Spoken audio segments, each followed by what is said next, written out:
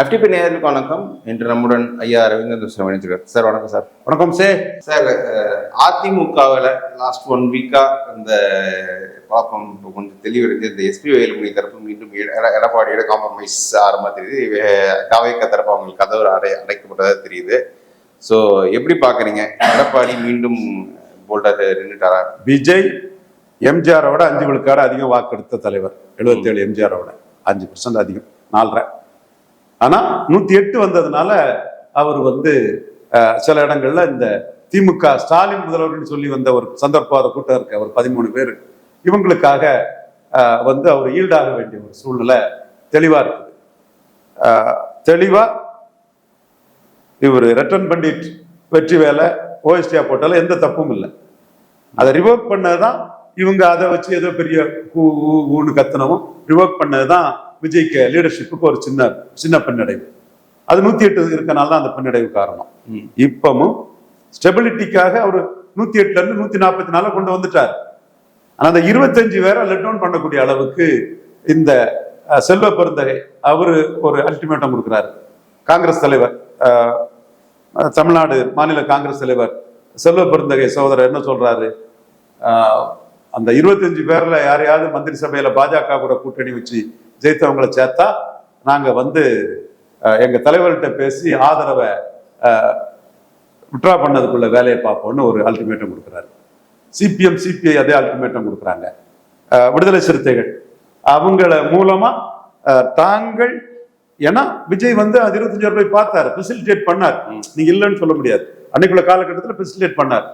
அப்ப அப்படியெல்லாம் பண்ணின அவங்களுக்கு இவங்களை சேஃப்கார்ட் பண்ண முடியாத சூழ்நிலையை இந்த 13 பேரும் உருவாக்கிட்டாங்க. காங்கிரஸ், சிபிஎம், சிபிஐ இந்த தரப்பு உருவாக்கிட்டாங்கன்னா இவங்களை government there is no other alternative to Edappadi, either எடப்பாடியார் எலெக்ஷன் மாதிரி எய்தர் விஜயார் எலெக்ஷன் தான். அதுல பிரச்சனை இல்லை.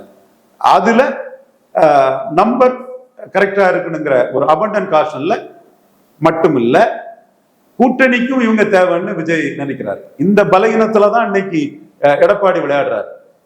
காங்கிரஸ் தேவையில் இருக்கும் தாவே காங்கிரஸ். சோ அவர் ரொம்ப நுணுக்கமா தான் அந்த அரசியலை எடப்பாடி பண்ணார். சமத்தர் நான் அப்பவே சொல்லியிருப்பேன். நீங்க தான் சொன்னீங்க எடப்பாடி பிடி விட்டுற மாட்டாருன்னு, கட்சி பிடிச்சாரு. அப்படி விட மாட்டார் அவர். எதிர் எடப்பாடி எலெக்ஷன் சொன்னேன், கவுண்டர் பண்ணுவாருன்னு சொன்னேன். ஐயர் நாடார என்ன செய்ய முடியுங்கிறதுக்கு பாடம் படிச்சு கொடுப்போம்னு சொன்னா அதே படிச்சு கொடுத்துட்டேன். பட் எங்க ஆளுங்க தான் தப்பா அண்ணாமலையை நீக்கிக்கிட்டு எடப்பாடி கிட்ட கூட்டணி போனாங்க. இப்போ அவங்க செய்த வேலைக்கு அவரு 2 இண்டிகேஷனை காங்கிரஸ் நோக்கி கொடுத்துட்டாரு. மேகதாதுவை பற்றி பேசல, காங்கிரஸ் சேவையில தாவேக்கா இருக்குங்கிறத சுட்டி காட்டி காங்கிரஸை ஏத்தி விடுறாரு. அதே மாதிரி யாரும் கேரளாவுக்கு வாழ்த்து தெரிவிக்காத போற அவர் வாழ்த்து தெரிவிக்கிறார். சோ இந்த அரசியல் களம்ங்கிறது விஜய்க்கு 2 அடி கிடைச்சிருக்குதுன்னா மைனாரிட்டி கவர்மெண்ட்டும் இந்த கட்சிகள், மதசார்பற்ற கட்சிகளும் இந்த கூட்டணி வேணும்னு கேட்கறனாலையும் இவங்க மூலமா 2 ப்ளோ கிடைச்சிருக்கு. ஒன்னு ரத்தன் பண்டிட் வெற்றிவேல்ல ரிவோக் பண்ணது, இன்னொன்னு இவரே ஃபெசிலிட்டேட் பண்ணியும் இந்த 25 பேருக்கு எந்த ரிவார்டும் கொடுக்க முடியாத ஒரு சூழ்நிலையை உருவாக்கி விட்டதும் அவங்க தான். இப்பவும் அவங்க இவங்களுக்குள்ள நோங்கிறதையும் 35 எம்எல்ஏக்களையும் 35 அமைச்சர்களையும் போட்டு முடிச்சதும் அவங்க லெப்ட் இன் லர்ச். ஸோ அவங்களுக்கு இருக்கக்கூடிய ஆப்ஷன் நம்ம மறப்போம், மன்னிப்போம், நீரடித்து நீர் வருவதில்லை, ஒரு தாய் மக்கள், அம்மாவின் பிள்ளைகள், ரெட்டையில தான் நமக்கு உயிர், எம்ஜிஆர் தலைவர், இப்படி சொல்லிக்கிட்டு நீங்க சொல்றது பாயிண்ட் சொல்லிக்கிட்டு எடப்பாடி தான் பொதுச் செயலாளர்னு எடப்பாடி கிட்ட போய் சமரசம் ஆகிறத தவிர அவங்களுக்கு வேற வழி கிடையாது. இதுதான் இன்னைக்குள்ள இது. இதை தாண்டி நீங்க ஒரு முடிவெடுத்து விஜய் என்டர்டெயின் பண்ணுவார்னு நினைச்சா அதுக்கு விஜய் கூட்டணிக்கு தேவைன்னு நினைக்கக்கூடிய காங்கிரஸ் சகோதரர் செல்வ பெருந்தகையே கட்டையை போடுறாரு. நாங்க அதை ஏத்துக்க மாட்டேங்கிறாரு. சோ அதை ஒரிஜினா திருமாவளவன் மூலமா அவங்களோட நிலைப்பாட்டை சொல்ல வேண்டியிருக்கு. பட் அவங்க நைசிட்டியோட தான் டீல் பண்றாங்கல்ல. ஒரு அரசியல் அரங்கத்துக்குள்ள எங்களால இன்னைக்கு உங்களை காப்பாற்ற முடியல, இருந்தாலும் நீங்க தோழமை அது வார்த்தையை கொடுத்து பார்க்கலாம், காலம் கனியும் போது ஒண்ணு செல்ல நாக்கில தேர்ந்தெடக்கூடிய வேலையை அரசியல்வாதிகள் பண்றதுதான் பண்ணுவாங்க, அதை நான் மறுக்க வரல. பட் ரைட்டிங் ஆன் த வால் மாதிரி கூட்டணிக்கு தேவையான இந்த கட்சிகளுக்கு விஜய் ஈல்டாகிறாருங்கிறத தெள்ள தெளிவா தெரியுது. அதனால அவரே ஃபெசிலிட்டேட் பண்ணி என்கரேஜ் பண்ணவங்களை அவரால் சேஃப்கார்ட் பண்ண முடியாத நிலைமை இன்னைக்கு வருது. ஸோ அவங்களுக்கும் அடுத்த கட்டம் வேற வழி கிடையாது. மறப்போம், மன்னிப்போம், ஒரு தாய் பிள்ளைகள், நீரடித்து நீர் வருவதில்லை. வேற என்ன அதிமுக திராவிட இயக்கத்தில் உள்ள வேற டேலக்கெல்லாம் சொல்லு பார்க்கல. சொல்லு. தாய் உள்ளம் வேற சொல்லு. நீ என்ன நீ என்னங்க அது மறந்து எல்லாமே நீ சொல்லிட்டீங்களே திராவிட டைலாக். அம்மாவனுக்காக இல்லைன்னா திமுக எதிர்ப்பு ஒன்னும் சொல்லிக்கிட்டு இப்ப எல்லாரும் வேடிக்கையான எதிர்ப்பு, பாஜக எதிர்ப்பு. இல்லாத கட்சியை யாப்பா எதிர்த்துக்கிட்டு உங்க சுயநலத்துக்கும் சந்தர்ப்பத்துக்கும் பதிகாசைக்கும் அது இதெல்லாம் மோடிக்கு ஒரு மக்கள் மத்தியில மோடிக்கு ஒரு ஆதரவு, குறிப்பா இந்துக்கள் மத்தியில வரத்தான் செய்யும். என்னன்னா இப்போ இவங்க மறுபடியும் சேர்ந்தாங்க வச்சுக்கோங்க, நீங்க சொல்ற டைலாக் எல்லாம் பொது வெளியிலே சரி, ஆனா பேக்ரவுண்ட்ல கட்சியில அவங்களுக்கு அந்த பழைய இடம் பழைய ஹோல்டு கிடைக்குமா? அது எப்படி எடப்பாடி கொடுப்பாரு? அது சேர்றவங்களுக்கும் சேர்க்கிறவங்களுக்கும் இடையில உள்ள டீல். அது அந்த கட்சி சம்பந்தமா நடுநிலைவாதிகள் அந்த டீலை பண்ணுவாங்க. அது ரெண்டு பேருக்கும் இதா இருப்பாங்கல்ல, அவங்க பண்ணுவாங்க. என்ன டீலுங்கிறத பார்த்துக்கலாம். ஸோ சூழல் வந்து இவங்களை வந்து திருசரங்கு சொல்ல அப்பறன் எடப்பாடி கிட்ட தானே இருக்கு. அப்ப அவர் தான் அவங்க தான் முடிவெடுக்கணும். இன்னைக்குள்ள வேலுமணி பேட்டியை பார்க்கும்போது அவங்க அதிமுக சென்டிமெண்ட்ல தான் பவர்ஃபுல்லா நிற்க முடியும். ஏன்னா அத்த மெர்சி ஆஃப் விஜய் ஆகும்போது விஜயால இவங்களுக்கு கருணை கூட காட்ட முடியலைங்கிறத வந்து விஜய்க்கு வந்து செல்வ பெருந்தகை, சிபிஎம் சிபிஐ எல்லாரும், வீரபாண்டியன், சண்முகம் எல்லாருமே கிடுக்கிப்பிடி போட்டுட்டாங்க. ஸோ அந்த கிடுக்கிப்பிடிக்கு பிறகு என்னைக்கு இவங்களை மந்திரி சபையில சேர்த்தாலும் சிபிஎம் சிபிஐ கத்துவாங்க. காங்கிரஸ்ல ஒரு கோஷ்டி கத்தம், ஒரு கோஷ்டி சரி விஜய் நம்ம ஆளு ஸ்ட்ரென்தன் பண்ணிடுவோம்னு நினைச்சா கூட இன்னொரு கோஷ்டி வந்து இது அரசியல் சரியில்லை, அது இல்லை, பாஜக கூட்டணியில் நின்றவங்களுக்கு அமைச்சரவையில் பங்கா, சொன்ன சொல் என்னாச்சு அப்படின்னு அவங்க கத்துவாங்க.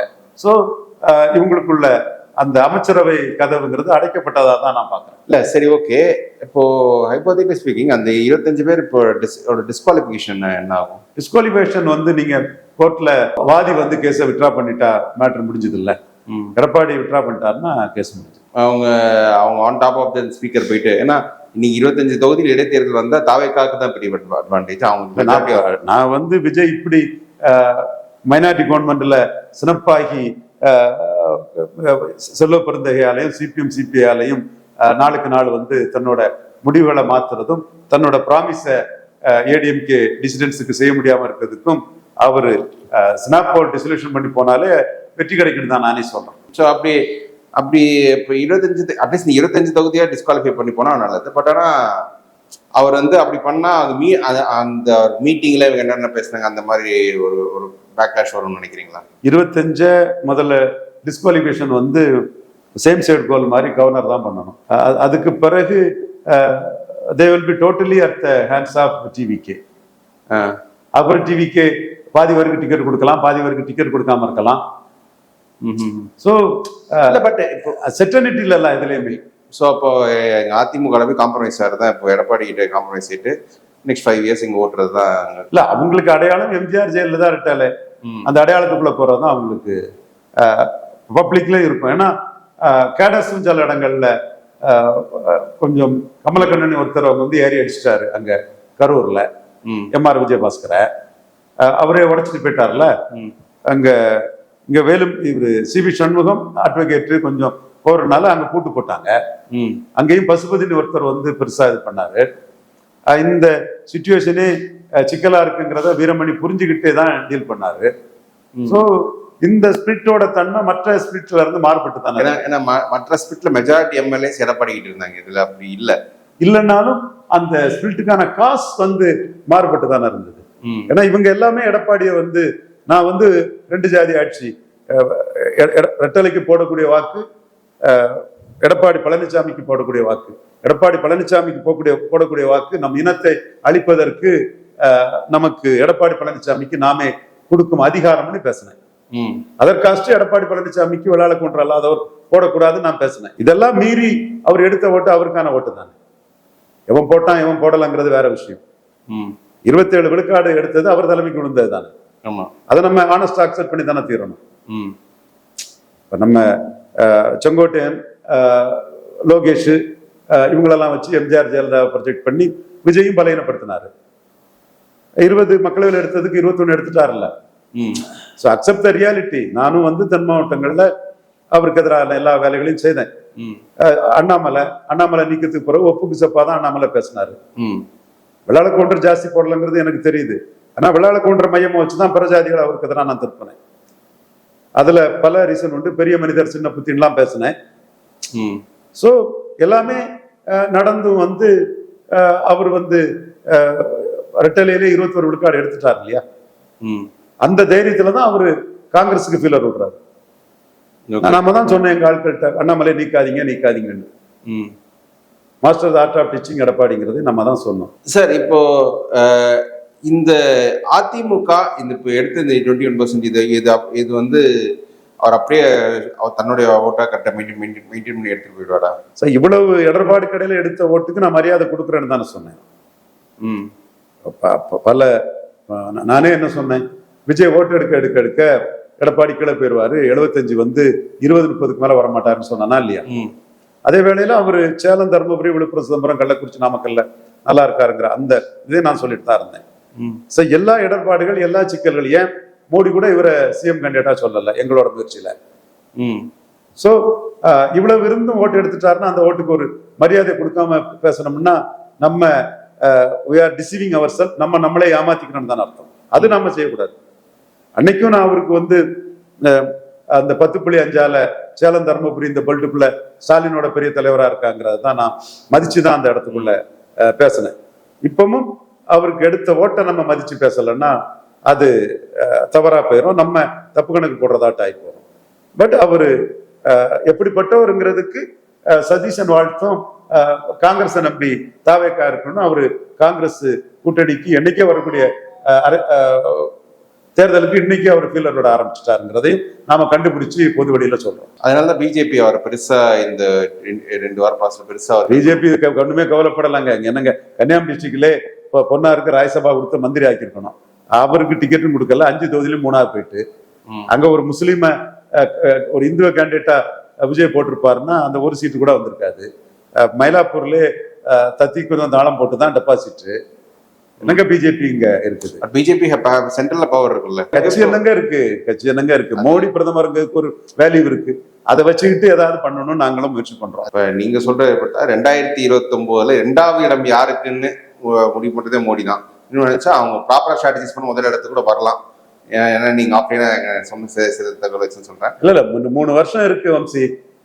3 முறை நாம மோடியை தோத்துட்டோம். ஒருக்காதான் சகோதரன் பொன்னார் மட்டும்தான் 2 சீட்டு மோடிக்காக ஜெயிக்க முடிஞ்சது. பொன்னார் ஒரு சீட்டு ஜெயித்தாரு, அன்புமணி ஒரு சீட்டு ஜெயித்து கொடுத்தாரு. சகோதரர் பொன்னார் மத்திய இணையமைச்சரா வந்தாரு. 19 தோல்வி, 24 தோல்வி.